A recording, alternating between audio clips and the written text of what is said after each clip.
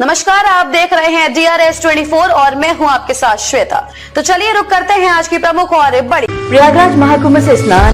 Risen सामाजिक सेवा trust द्वारा 1 मार्च को 51 बेटियों की शादी का सम्मेलन होने जा रहा है। आप सभी भाई बहनों से निवेदन है कि किसी को सम्मेलन से या घर से शादी करनी हो तो हमें संपर्क करें 9837344979। पता 80 फुटा रोड, कालिंदी बिहार, आगरा। राज्य महिला आयोग की अध्यक्ष डॉक्टर बबीता चौहान गुरुवार दोपहर करीब 12 बजे लेडी लॉयल अस्पताल पहुंची। निरीक्षण के दौरान उन्हें तमाम खामियां मिली, जिनमें स्टाफ की कमी, पेयजल की किल्लत, अस्पताल परिसर में साफ सफाई और डॉक्टरों की ड्यूटी का शेड्यूल ठीक नहीं था। इसको लेकर उन्होंने नाराजगी जताई। इसके साथ ही कई अन्य समस्या भी अस्पताल में देखने को मिली। डॉक्टर बबीता चौहान ने इस दौरान जिन कर्मचारियों की अनुपस्थिति पाई उन पर कार्रवाई और बाकी की समस्याओं को जल्द से जल्द निस्तारण करने के निर्देश संबंधित अधिकारियों को दिए हैं। मरीजों और तीमारदारों से की बात।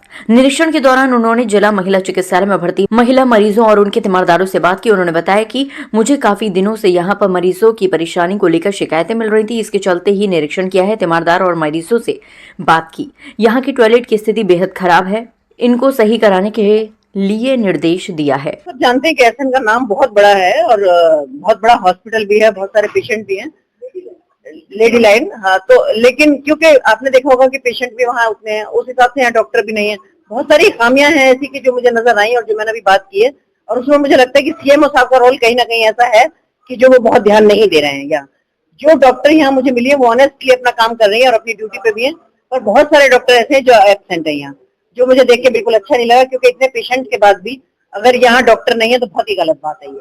और डॉक्टर आते हैं, जो सुबह के हैं वो सुबह को नहीं आते, जो शाम के हैं वो शाम को, जो सुबह के हैं वो शाम को आ रहे हैं, जो शाम के हैं वो सुबह को आ रहे हैं या नहीं आ रहे हैं, पता नहीं। तो ये बहुत ज्यादा। दूसरा एक जो मेंटेनेंस का काम है, सपोज जैसे मैं अभी बाथरूम देखने गई थी, वहां तो बाथरूम बिल्कुल घटिया किस्म के बाथरूम के, जो टूटे टूटे बिल्कुल ऐसे रिपेयर कराए हुए हैं जैसे कि कबाड़े के होते हैं।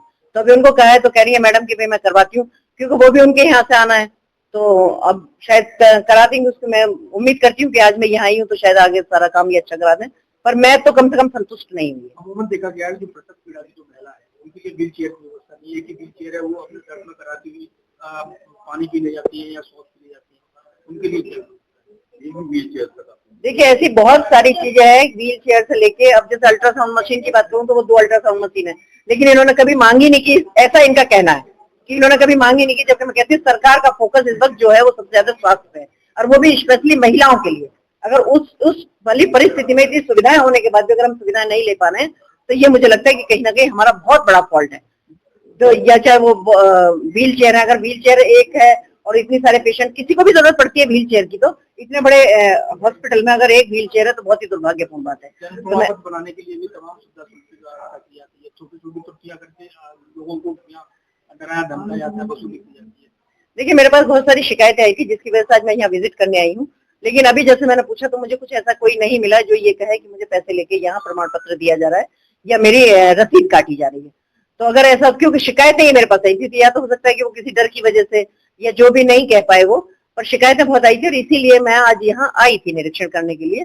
पर कोशिश करेंगे कि आगे ऐसा ना हो। और मैंने सबको कहा है कि मैंने बताया ना कि समस्याओं का यहाँ अंबार है। मतलब पूरा पैसा होने के बाद, पूरी सारी व्यवस्थाएं होने के बाद ये चीजें क्यों नहीं हो पा रही, ये मुझे समझ में नहीं आ रहा। मैंने इनसे कहा कि मुझे रिपोर्ट बना के दो सारी चीजों की, कि किस किस चीज की आवश्यकता है, और आवश्यकता है तो वो पूरी अभी तक क्यों नहीं हुई, क्योंकि सारा सरकार से यहाँ पैसा आता है, सब कुछ चीजें होती हैं, फिर मैनेजमेंट में कहाँ कमी है। तो अभी मैं 2-3 दिन में रिपोर्ट लेने वाली हूँ और फिर मैं आपसे बात